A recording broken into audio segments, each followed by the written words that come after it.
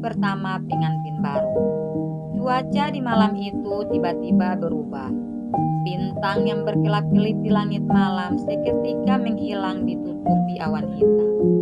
Petir mulai menggelegar memecahkan keheningan malam, diiringi hujan mengguyur deras berdendang di atap rumah. Namun tidur nyenyak Nadira dan Arsen yang kelelahan karena seharian menjalani prosesi pernikahan mereka sedikit pun tidak terusik. Alam sepertinya mendukung penyatuan Arsen dan Nadira sebagai pasangan suami istri. Kedinginan semakin mencekam di tengah malam karena hembusan angin mulai masuk ke dalam kamar melalui celah-celah gorden. Dukungan semesta memang sungguh luar biasa untuk menyatukan kedua insan yang telah disatukan dalam pernikahan. Tanpa sadar mereka saling berpelukan dengan begitu erat saat merasa kedinginan. Rintik hujan di atap rumah bagaikan lagu pengantar tidur sepasang pengantin baru itu. Saat itu posisi tidur Nadira menghadap Arsen yang tidur dengan keadaan bertelanjang dada. Sudah menjadi kebiasaan pria tampan itu tidur tanpa mengenakan baju.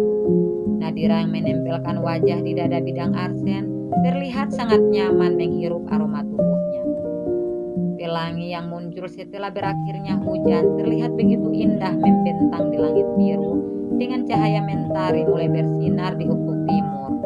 Orang-orang di dalam rumah mewah kediaman Rian mulai terbangun untuk beraktivitas di pagi hari. Begitupun dengan Arsen yang sudah terbiasa bangun di waktu pagi. Tetapi baru membuka mata, Arsen langsung kaget melihat keberadaan Nadira di depannya yang masih terlelap sambil memeluk erat tubuhnya. Walaupun terkejut melihat Nadira menempel padanya, tapi Arsen tetap tenang karena itulah sifatnya.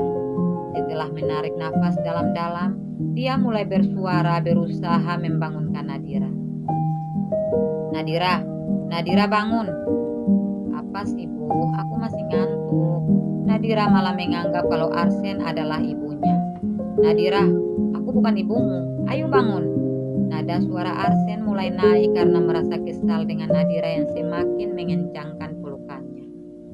Kamu, ngapain kamu di tempat tidur aku? Tanya Nadira sembari memundurkan posisi sedikit menjauh dari Arsen. Kurang ajar kamu ya, beraninya kamu masuk kamar aku. Lanjut Nadira sambil menutupi bagian dadanya yang begitu padat karena tatapan Arsen tidak sengaja mengarah ke sana. Apa kamu bilang? Kurang ajar? Berarti ayah kamu juga kurang ajar kalau masuk kamar ibumu. Ucap Arsen sembari bangun dari tempat tidur hendak beranjak turun. Tapi Nadira yang merasa kesal mendengar perkataannya langsung meraih bantal dan menimpuk kepalanya.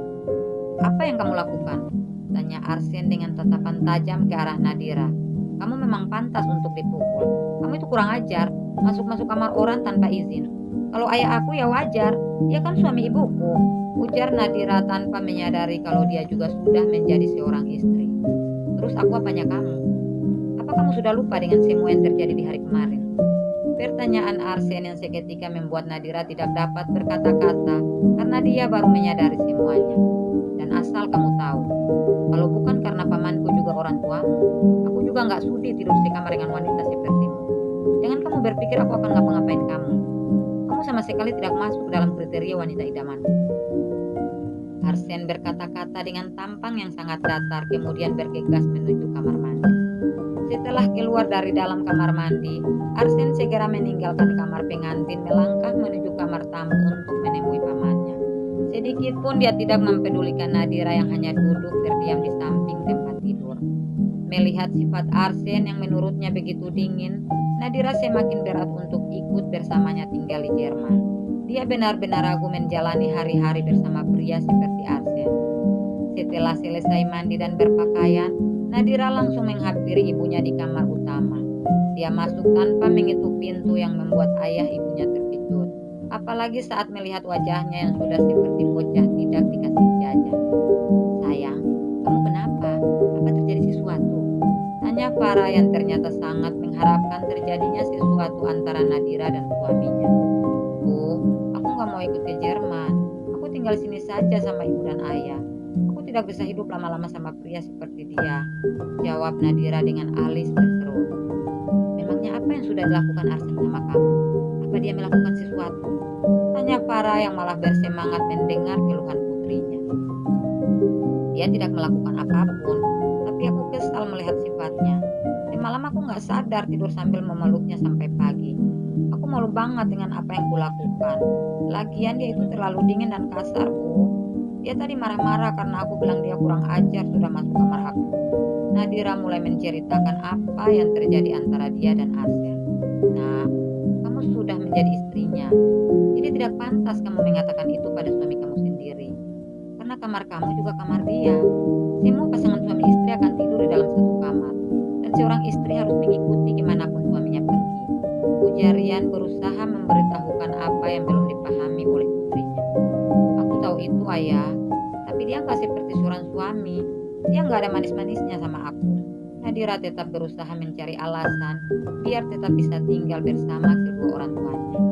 Sayang, sini ibu bilang, sepertinya kamu harus tahu tentang kisah-kisah pernikahan unik di dalam keluarga besar kita. Bukan kamu saja yang mengalami ini. Ibu, Tante Selina, Oma, juga nenek buyut kamu pernah merasakan hal yang sama. Karena kita semua menikah tanpa cinta seperti kamu. Tapi sekarang apa yang kamu lihat? Kita semua bahagia kan? Farah berkata-kata dengan ekspresi wajah yang membuat Rian langsung memalingkan pandangannya. Dan satu lagi, kita semua juga punya suami yang dingin, cuek, dan kasarnya minta ampun. Tapi asal kamu tahu, si orang laki-laki yang dingin dan cuek itu adalah laki-laki yang punya segudang cinta, juga memiliki daya tarik tersendiri. Jadi jangan salah kau menilai laki-laki dari sifatnya. Kamu harus yakin ya sayang. Ibu yakin kamu pasti akan bahagia hidup bersamanya. Farah berkata-kata dengan gaya khasnya. Sifat centil Farah memang tidak pernah berubah walaupun dia sudah punya seorang anak gadis. Sifatnya itu turun dari wanita yang telah melahirkan ayahnya Faris Permana yakni Alira Anastasia. Dan sifat seperti itu juga dimiliki Nadira putrinya. Nadira adalah wanita yang sangat manja, ceroboh, dan kecentilan seperti ibunya. Namun beberapa minggu ini dia tidak menunjukkan sifat aslinya karena terlalu terpuruk dengan masalah yang dihadapinya. Sudah, lebih baik kita langsung ke meja sarapan. Takutnya Arsen dan Om Daniel sudah menunggu, seru Rian sambil merangkul pundak putrinya.